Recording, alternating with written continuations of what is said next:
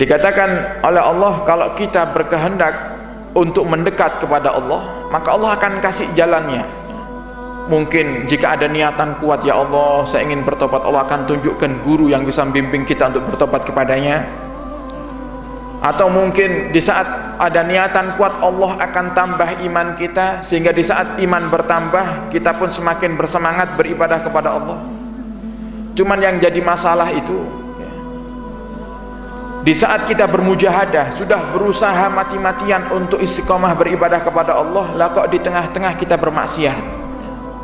Kata Imam Junaid, jika kita sudah mencoba untuk menitih naik, mendekat kepada Allah Subhanahu wa ta'ala, di tengah-tengah kok kita maksiat, itu seakan-akan kita ngulang dari awal lagi, turun lagi ke bawah. Ibarat anak sekolah itu sudah duduk di bangku kelas 3 SMP, sebab dia mungkin nakal, dikembalikan sama gurunya ke kelas 1 SD, jauh lah lagi. Nah, ini pentingnya mujahadah itu di sini. Di saat kita sudah naik, jangan sampai dirusak naiknya kita ini, eman. Karena hati itu, Bapak Ibu, jika kita berbuat kemaksiatan, akan muncul noda hitam di hati kita. Dan munculnya noda hitam itu mudah. Artinya berbuat kemaksiatan itu adalah hal yang ringan. Mungkin di saat kita berbuat maksiat, kita tidak pernah mikir 2 kali. Tapi untuk menghilangkan noda hitam di dalam hati itu susahnya minta ampun.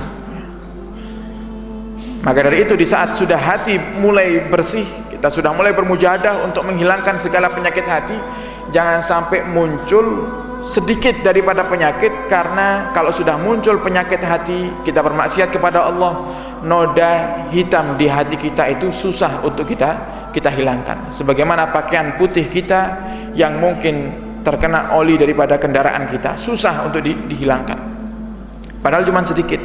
Kadang yang sedikit itu, ya, ada pakaian putih, ya, kena oli atau kotoran yang susah untuk dihilangkan. Kemudian kadang kita cuci, bukan malah hilang, tambah melebar kotoran itu. Sama penyakit hati pun juga seperti itu. Kalau sudah muncul benih-benih penyakit hati, ya, maka dia akan tumbuh, tidak akan diam di dalam hati. Contoh kedengkian. Karena dengki akan muncul penyakit-penyakit lain, akan muncul menggunjing, akan muncul kebencian.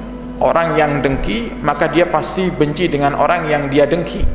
Apalagi di saat dia melihat orang yang dia dengki mendapatkan nikmat yang terus dari Allah Subhanahu wa ta'ala, tambah sakit hati, tambah benci. Kalau sudah benci, bawaan lisan itu ingin menggunjing, ingin ngerasani, bahkan bisa sampai berbohong dan memfitnah, melebar. Sama seperti kalau pakaian kita kena oli, kita kucek, ternyata tambah lebar kotorannya, bukan tambah bersih.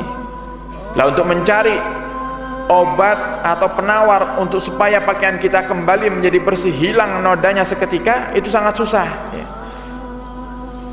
Maka dari itu dieman-eman. Kalau sudah kadung jalan, ya, kita sudah mendekat kepada Allah, jangan sampai kita rusak dengan kemaksiatan, ya. Maka kita akan kembali lagi turun dari awal.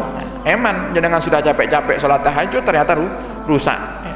Artinya Anda harus ngumpulkan lagi dari awal, bermujahadah lagi dari awal.